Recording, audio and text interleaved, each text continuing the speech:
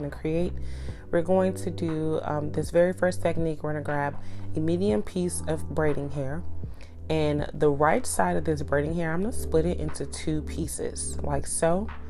And with my left hand, I'm going to flip my hand over so I can grab it as if I'm going to do an overhand braid, because this will be an overhand technique. Using my right hand, I'm going to slip my pointer finger in between that and just kind of twist. This is just going to help twist the hair at the base where that knot's going to be so it doesn't fall apart for me, okay? I'm going to go ahead and grab all of the hair with one hand. And then I'm going to go ahead and go to the mannequin hair, and we're going to split the mannequin's hair into 2 pieces. Once you've split it into the 2 pieces, we're going to start off by grabbing this very first top piece to attach the hair onto, okay? This technique is really going to help keep the braid at the base of the scalp and keep it really, it's a technique that allows you to grip a little bit easier.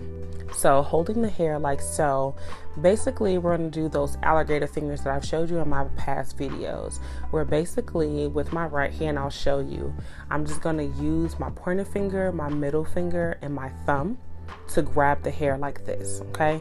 So I'm going to grab the hair in between my pointer finger and my thumb just like so, okay? So we're going to switch over, grab it with the hand that has the braiding hair. And now the piece is in the middle. With the piece that I just pulled over to the right, I'm going to grab that last piece of the client's hair. The mannequin's hair. And I'm going to put it with that, okay? And then I'm going to go ahead, braid like normal, just like you're doing in a regular overhand braid, okay? Over, under, through, over, under, through. Making sure to grab the mannequin's hair and pull it taut if I'm starting to slip, okay? I'm just going to braid down a few.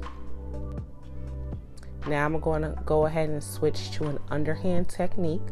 This is going to help me to tuck the mannequin's hair better with the braiding hair. So I'm just going to push that mannequin's hair behind the braiding hair so that the color is tucked. I'm going to borrow from this right section because now you want to make sure all of your pieces are even. So you're going to do a borrowing technique to make sure all 3 pieces are even as you braid down. And you'll see as I get down a little further and I'm starting to pass the mannequin's hair, that is going to start to thin out on one piece for me. And I'm going to go ahead and borrow again from this strand right here, just like so, and continue to braid.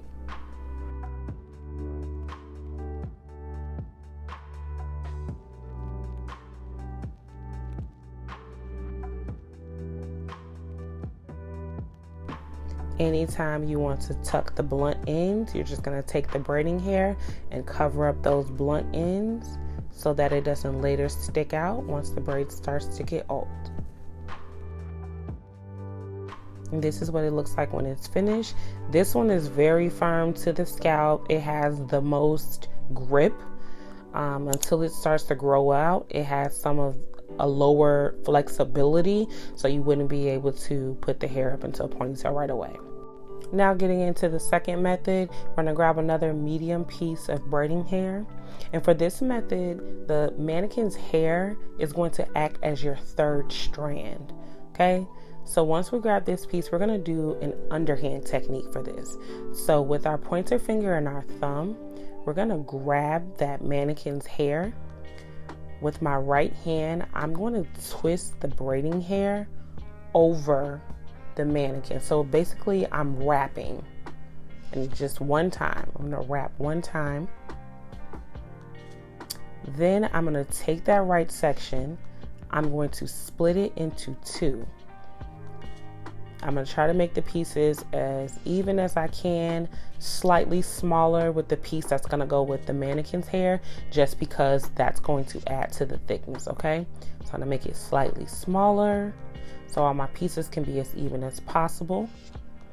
I'm going to take that far right piece, I'm going to pull it under. This is helping to lock And now I have my 3 pieces here, okay? The mannequin's hair, the middle piece. I'm gonna continue to braid with an underhand technique, using my pointer finger to help hold that braid in place, and it allows me to get the most grip as possible.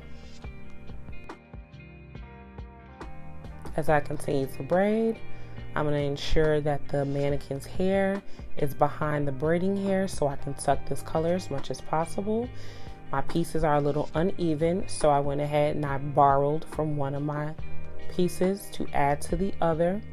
This is okay. I'm just evening out these pieces. If your pieces are already even, you wouldn't have to do this, but it's very important that when you're braiding, all 3 pieces are as even as possible, because when they're smaller than the other, you can tell when you're braiding. It'll start to create lumps in the braid.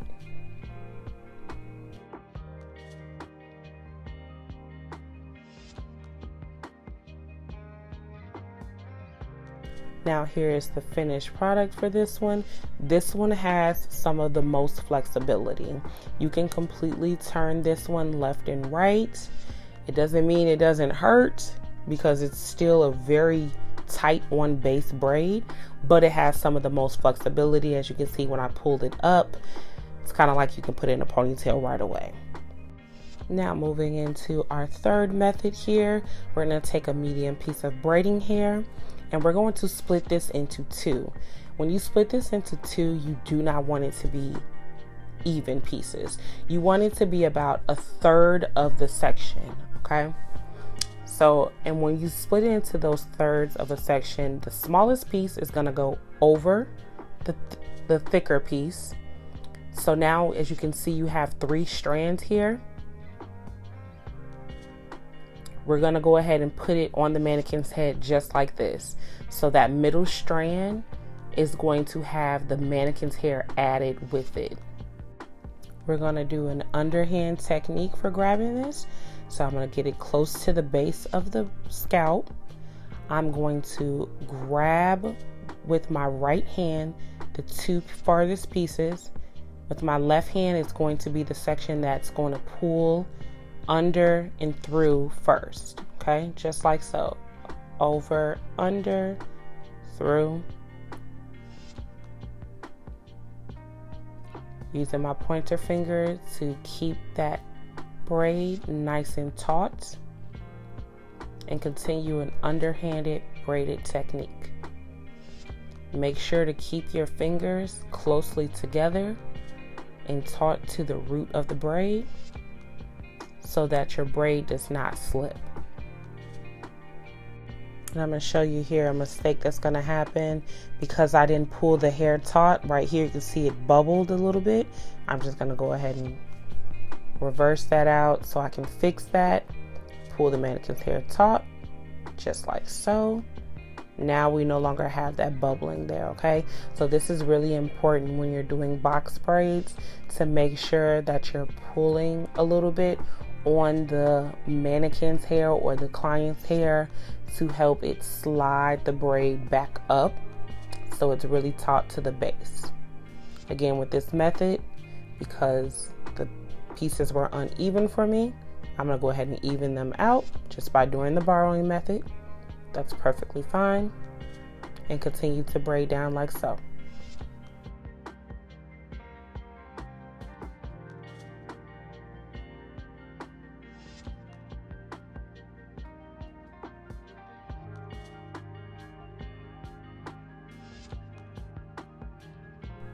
So for this third braid, I'm going to go ahead and do the same exact technique that I just did, but I'm going to do it as an overhand.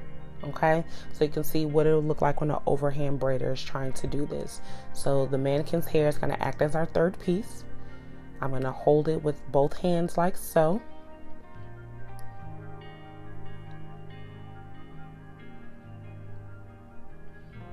I'm going to go to the base of the scalp. I'm going to pull out my pointer finger to grab the mannequin's hair. So I have my 3 pieces. Pull over, under, and through.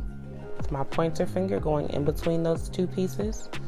Sorry, I'm just slipping here. Let's try that again. There we go. Now with this one, you want to pull on the mannequin's hair a little bit so that you have your grip,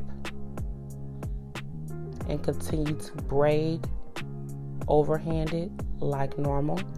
I'm going to borrow from that braiding hair to add to the mannequin's hair so I can start to even out my thickness.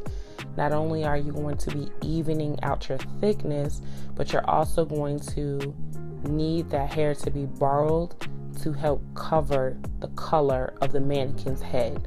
So when you're doing it with this technique, you have to make sure you're borrowing so that you can cover the color of the mannequin's head. And I would do this even if the mannequin's hair was black and my braiding hair was black, because that's going to give the best quality of braids, so that once the braids start to get old, they don't get all frizzy. The piece that gets frizzy is always going to be the client's hair, okay?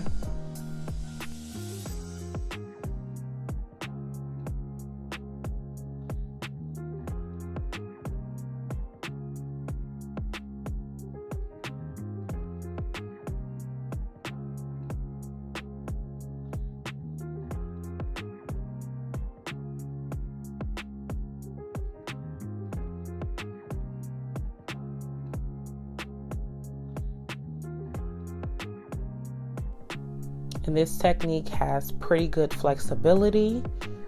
It's probably going to be the harder technique because it requires a lot of gripping, since the third piece is the mannequin's hair or the client's hair. But as you can see, it can twist and pull up. It does still hurt because, like I said, these are box braids. They're so on base.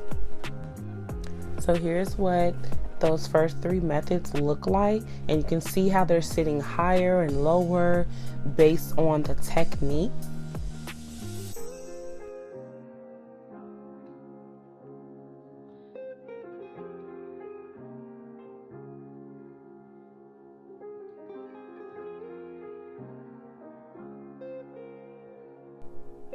Now for the fourth technique, we're going to go ahead and section off that hair, grab a piece of braiding hair.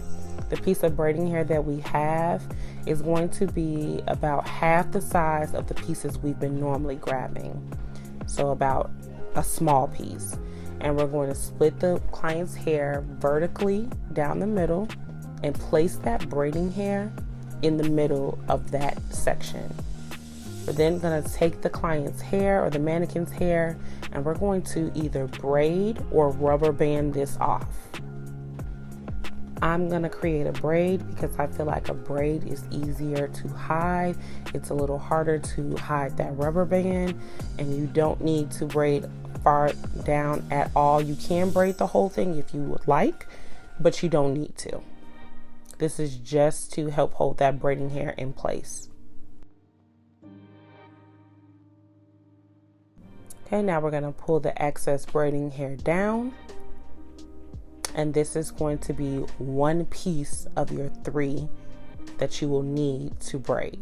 Okay, so we have that front and back. We're going to use that braiding hair to cover up that braid like so. Now we're going to grab a piece of braiding hair that's going to be a little bit thicker than the piece that we just added in right now, just so we can try to even out our sides as much as possible. And this is how you're going to hold the braiding hair. We're basically going to do the same technique that we just did on the previous braid. If you were overhand, you would come in like this, but I'm going to do an underhand technique for this braid. So basically all we did was our third strand, we just made it longer so we don't have to do the borrow method for this one. So I'm going to go ahead and start to braid underhanded like so, making sure to move the braiding hair over that braid to cover up as much as color as I possibly can, and continue to braid down. Now with this technique, you can get the most coverage of covering up the mannequin or the client's hair if you make sure to just spread out your braiding hair. You can see very slightly that it's peeking through, but you can get the most coverage. And I absolutely can go back and fix it and give myself full coverage with this if I wanted to. I'm not gonna do that. I'm not gonna do all that. So you're just gonna braid down like so. If any of your pieces are uneven, you can definitely do the borrow method, but with this technique, you typically don't have to do it as much if you grabbed your pieces the way they were supposed to be. And then this is what it looks like when it's all finished. This one is very taut to the scalp, but it also has a little bit of flexibility. And this has been all 4 methods on how to install box braids. Don't forget to subscribe to my channel and hit the bell so you can turn on post notifications so you never miss an upload.